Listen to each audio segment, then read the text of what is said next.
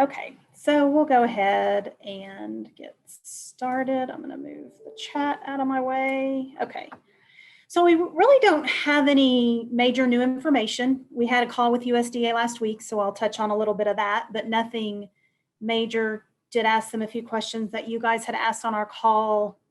I think we're at 2 weeks now.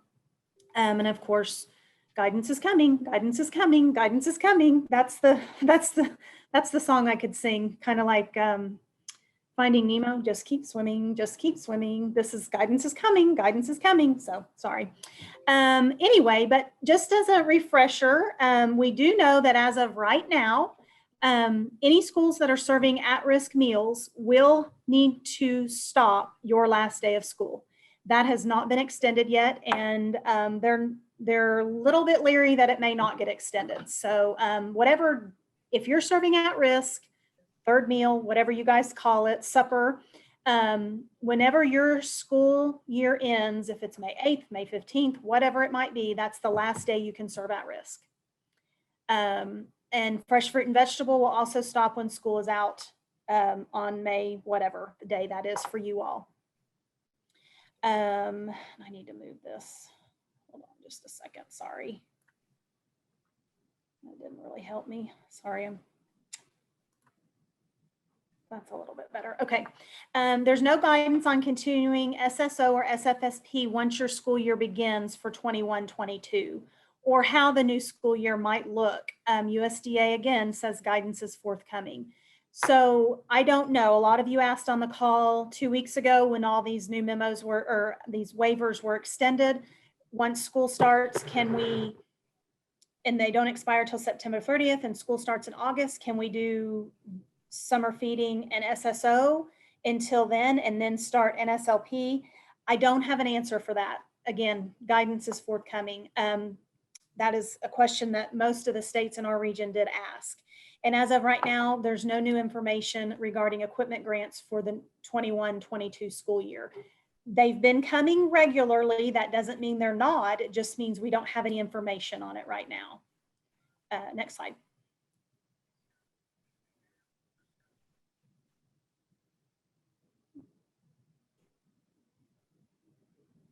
Okay, so I'm just going to briefly discuss the waivers we talked about 2 weeks ago. If any of you weren't on the call, you went backwards. There we go.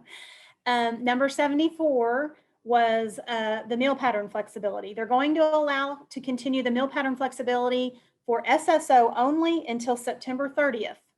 This does not apply to summer feeding.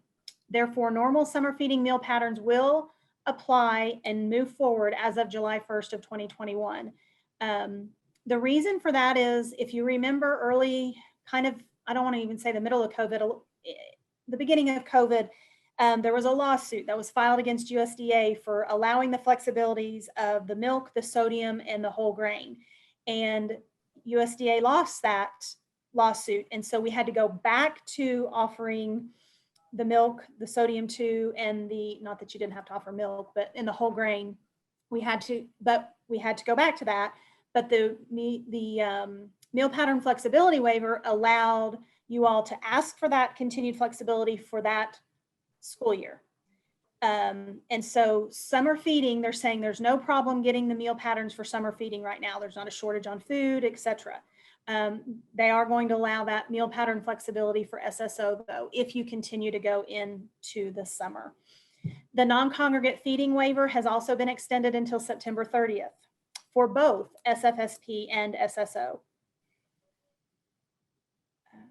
Number 76 is the waiver that allows parent or guardians to pick up meals for children. That's expiring on September 30th. It applies to both SFSP and SSO. And keep in mind, you have to have a way to ensure that a meal is going to a child. If parent comes to get a meal and there's no kids in the car, we need something, a check off of an enrollment roster, writing a name down. The integrity of the program must be maintained. Area eligibility waiver for summer feeding and SSO only has been extended until September 30th. So if you are currently a site on SFSP or SSO that wouldn't normally meet the 50% free and reduced site eligibility requirement, this will allow you to continue to serve summer feeding and SSO until September 30th of 2021. The mealtime restriction waiver was extended as well. That is the one that allows you to give breakfast and lunch in the morning or for multiple days, etc. That is that one that gives you that ability. The offer versus serve flexibility for feeding on site also has been extended to September 30th for both SFSP and SSO. This does not apply to grab and go or delivery of meals. You cannot meet the intent of offer versus serve in a grab and go or delivery of a meal. They cannot choose the 3 of the 5 items for lunch, for example. Most of you on this call aren't a closed enrolled site in summer feeding or SSO, you're open, but they did extend that waiver and it's number 80 and it's for both programs through September 30th of 2021. And then it also waives in summer feeding, the first week site visit that you would normally have to do once you're approved and operating that first week, and that's waived. If you are able to do it, you need to do it. If you're not, you need to do the best you can in maybe a remote type or from a distance or calling someone and watching. If you're able to do it, again, the integrity of the program should be always maintained and whenever possible, let's just say that. Talked about the emergency funding several times on calls, not just last week, but there is some child nutrition program emergency operating costs during COVID-19 that they are going to be offering, and OSDE is opting into it for all programs. We are still working through the process. Again, it's federal money, it's dealing with USDA. There are many processes and steps and things we have to take care of and here to do it. It's just not, we want to do it, send us the money. That's not really how it works. So we are in the process of developing our required plan for USDA and as well as figuring the amounts that may be due to you for this funding. This funding requires, hey Dana, go back one please, sorry. This funding requires the SDE to compare your reimbursement for March through June of 19 to reimbursement for the same months of 2020. If there was an increase in reimbursement for 20, there will be no additional funding given. Okay, now we can go forward. We have submitted the first step of the plan and we have to submit a second step of the plan. And just again, as a reminder, this is based on funding differences from 2019, March, April, May, and June. We only take half of March into consideration because COVID started mid-March and we're dividing that by 2 per guidance. We compare that to the same months in 2020.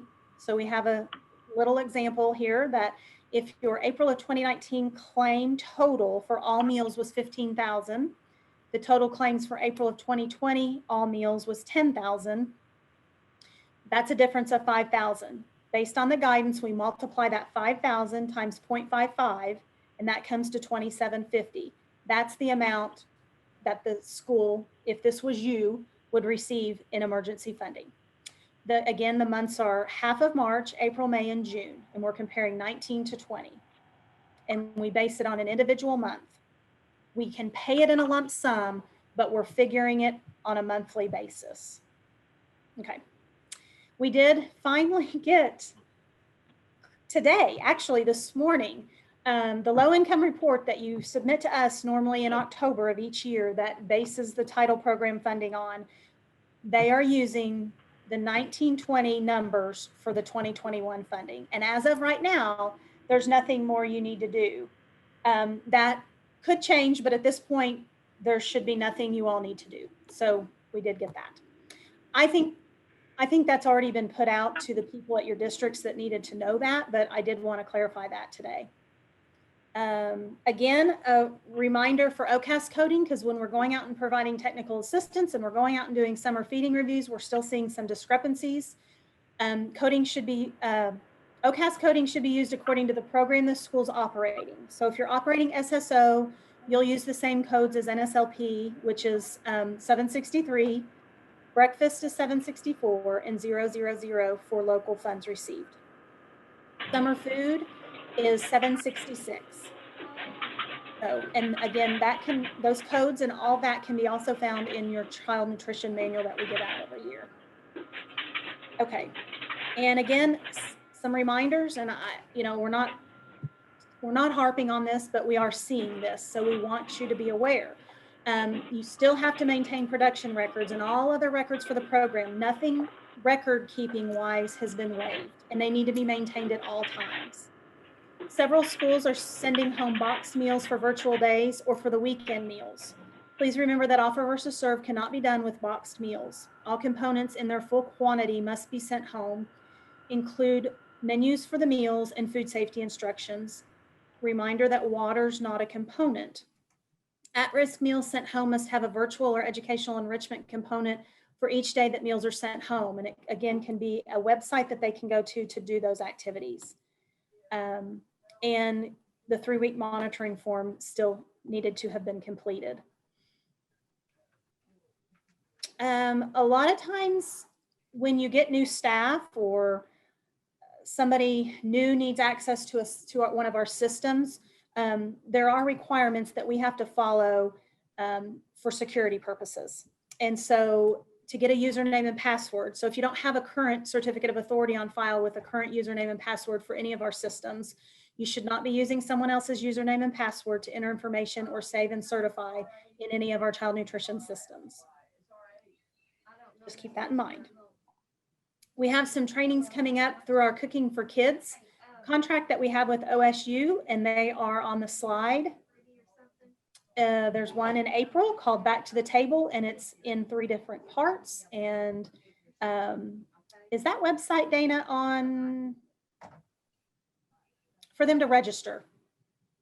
Is that in our CAR system? Yes, it is. It's in other documents under the Cooking for Kids tab. It was like a leaflet pamphlet that said Okay. I think it says upcoming trainings. Okay, I was thinking that was the case, but I wasn't sure. And then just while you're on that, I did not Yes. add this to the slide, but there will be a provision training on April 1st. We will send that information out probably sometime this week with the link to join on Zoom. Just going over the basics of provision, CEP, what you need to do, some dates, just the advantages and disadvantages of those programs for schools that are thinking about maybe coming on a provision this next school year, the dates to pull CEP, which we might as well talk about that just a little bit. Go ahead. We will have you guys pull your information, your direct cert, your rosters on April 7th. If you're interested in doing CEP, community eligibility provision for this coming school year. So be looking for that information as we go forward. Yes, as of right now, they have not extended any dates for CEP. So you'll want to be sure and pull if you're considering it or need to reestablish. You're going to want to pull that on around April 7th. It normally updates the first Monday of the month, which is April 5th, but we'll give it a day or two to make sure it's all in there correct. You want to pull your direct cert from the wave on April 7th, and you need to print an enrollment roster for the same time frame. Those are the 2 things we've got to have to approve you for CEP. And as of right now, if you want to elect CEP, you have to tell us by June 30th. Could that get extended? Potentially, but we haven't heard yet. So we're going with what we know now, and we're going to go with the April and June for right now.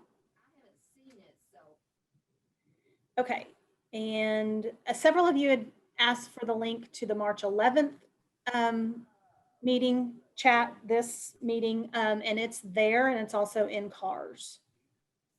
And this is how I do the link at the end of the PowerPoint when I post them in CARS and other documents.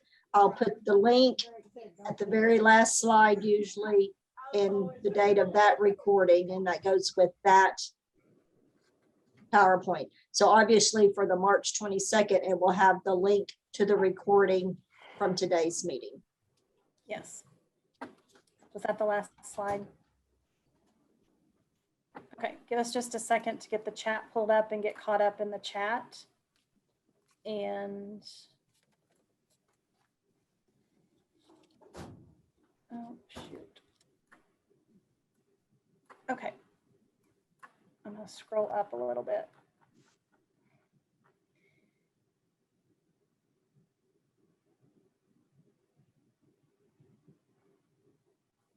Okay. Nancy had to come back to work to rest. Now that's a little bit scary these days, especially. I bet you had a good time though with your granddaughter. At-risk meals would mean the CACFP at-risk program. A lot of you refer to it as third meal or the supper program. That is the at-risk after-school meals program through the CACFP. You have to be approved on that program to offer meals.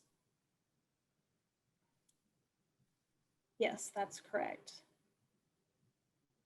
Yes, Shauna, that would be correct. You would have to stop doing supper and snack if nothing gets extended for CACFP area eligibility. Yes, let's see. Let's see, do we need to start over again July 1 doing on-site reviews for SFSP, although we've been operating since the new fiscal year? No, if you've done site reviews since October, when the new summer feeding year technically started, which seems odd that we're talking about summer feeding in October, but you're covered, Shauna. Will it have a different code than our breakfast and lunch? Will what have a different code than breakfast and lunch, Ruth Ann? I think that she had made that when we were talking about the emergency funding. I was trying to watch that. So, oh, okay. They gave us a CFDA number for that, but I need to find out how. We'll probably check with OCAS or and double check on that. We'll get you an update on how to code that because that's not scheduled to pay out until June. It'll be here before we know it, but if one month is lower but another month is higher, will it be a wash? No, not necessarily. Again, we figure it month by month. So if you get it 1 month, you'll get it. If you don't get it because your 20 was higher than your 19, then you won't get it. So on the 0.55%, is it for the month that you claimed it or the month paid, since you pay a month behind? It'd be the month you earned it. So if your April of 19 was less than your April of 20, you wouldn't get anything. But if your April of 19 was more than your April of 20, you will get some funding. And Dana just put that example back up on the slide. that's what we're doing is we're taking each month. Mhm. Each month will stand alone. So if your April is a wash, you may not receive any funds for April. But if your June was lower in 20 than it was in 2019, then you may receive just for 1 month. We're going to find out, Ruth Ann, we're going to find out about a code for that. We'll double check and make sure through OCAS. Let's see, because we have numerous POs that we open up in July and we don't quite know if we will operate under SFSP or NSLP, what would you suggest? That is a specific question that was posed to USDA and they couldn't give us any guidance on it. That 2 states asked that same question because you all are procuring right now for the next school year. I honestly don't have a good solution for that because they can't even tell us. Dana, do you happen to have, you've been in those shoes before and walked their walk. What would you do? Shauna, I would probably scale down and do some purchase orders for each just to know I was covered. And I would have a conversation with my business manager, CFO, and say, I may be changing these purchase orders in September, October, when we find out for sure what program we're actually going to be running. Because if you go in and you're doing blanket POs for the year and you do everything under 766 that you're going to be operating summer food service, and we switch back to NSLP October 1, you're going to have to change those POs. And I mean, we were grateful that we got these extensions as early as we did, but that doesn't mean we're going to get any more guidance that quickly. That's the quickest they'd ever gotten us anything. And I was thrilled for it. And I know you guys were thrilled to know that you wouldn't have to stop in June, but now we're worried about how school starts back. And it's not just our state, it's all states. So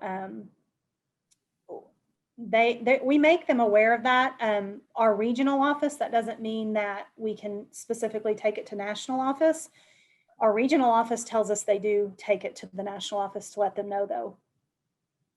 So if all the income is 766 and we changed billing to reflect bills being paid from 766, are we okay? Yes, you are. We are going, that's something that we are still trying to figure out in here. Will we receive notification of some kind if we receive the emergency funding, or will we just be deposited? That was asked on the call 2 weeks ago, and we're still working through all of that in here, figuring the amounts right now, because we have to do it for you all, but we also have to do it for our child care centers. And then I know most of you know we have child care centers because that's our CACFP, but within that child care, we also have family daycare home sponsors. And so this affects them as well. So it's a process that we're working through. So we're still trying to figure out how we'll make that determination on, is the money just going to be deposited? Are we going to notify each individual district, daycare, etc.? We haven't quite decided what we're going to do with that. Yes, it is calculated month to month. March, comparing March to March, April to April, May to May, June to June. If we earned more than in June of 20, then in June of 19, we wouldn't get any funds. That's correct. But the other months we earned less than 19. So yes, you would potentially get funds. That's correct. All provision-based years for this year were canceled, correct? Yes, yes. And we are working on notifying districts and such that need to reestablish. We're working through that process right now. I just proofread a letter that will be going out very soon regarding this. Okay, we skipped Trudy's question. If Oh, we're with a where? food service management company, are they responsible for enrichment flyers and the box meals for SSO lunch and breakfast, or am I supposed to be providing it? Well, that's part of their responsibility. That may have just come to you, Dana, because I don't have one from Trudy. Hi, Trudy. Oh, there it is. Okay, I got one more before I got to Trudy. We had Renita. Do I understand correctly? We will be able to continue with free meals for all students through SSO or SFSP after the 21-22 school year starts through September 30th. That's what we're waiting on guidance for. That's how that we had our monthly call with USDA last Thursday, and that was a question that multiple states asked, including us. We are not sure that once your school starts in August, yes, we have these extensions until September 30th, but they haven't said if you're back in person, 100%, no virtual options, if you have to go back to NSLP for sure. We don't know that yet. So again, we're waiting on some guidance on that. Okay, so Trudy, we answered your question. Yes, it's half of both, Nancy. I know you said you take half of March, but will it be half of both March of 2019 and 2020, or just half of 2019? It's half of both.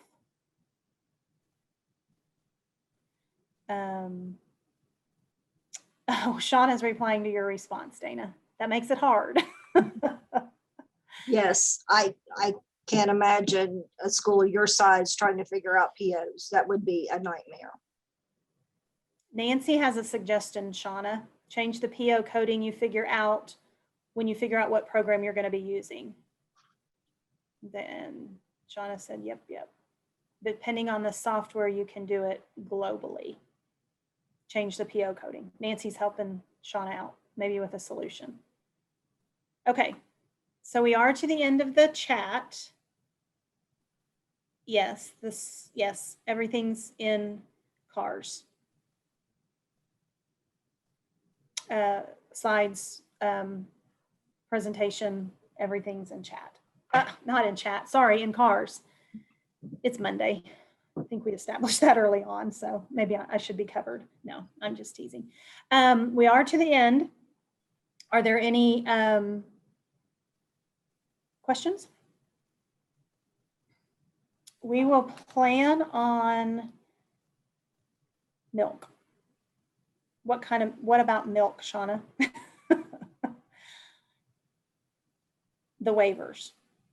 Can you expound a little more?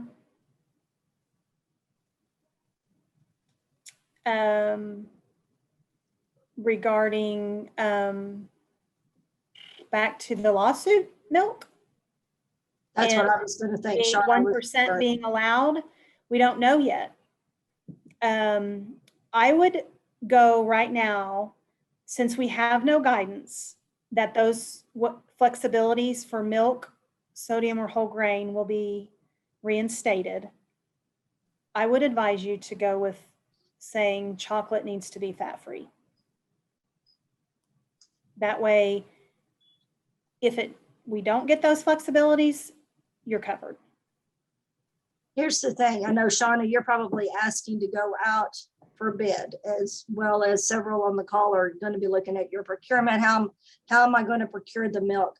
I might put a statement in my solicitation document that as of right now, with no guidance from USDA, I'm going to be looking for fat-free chocolate milk. However, that could possibly change. And then you would really need to rebid for the higher fat, unless you get a price and let the company know, you know, you don't know right now which one you're going to be using.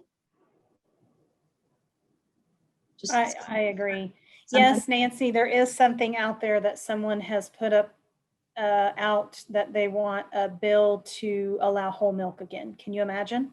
I saw that too, Nancy. I sent that to Jennifer the other day and we were just like, what? Yeah, that is out there. Nothing's been decided on it, so don't. But yes, that's out there. We are aware of that. We are. And I don't know if, I'm sure those of you involved in National SNA are aware that that's going to be virtual this year and that the Oklahoma SNA has been canceled. Those were two things that came out last week, I believe, or maybe the tail end of the week before spring break. Right. My weeks are running together most of the time anymore. Okay, so I don't see any other questions in the chat regarding our next call. Unless something pressing comes out, we're going to shoot for Monday, April 5th at 1:30.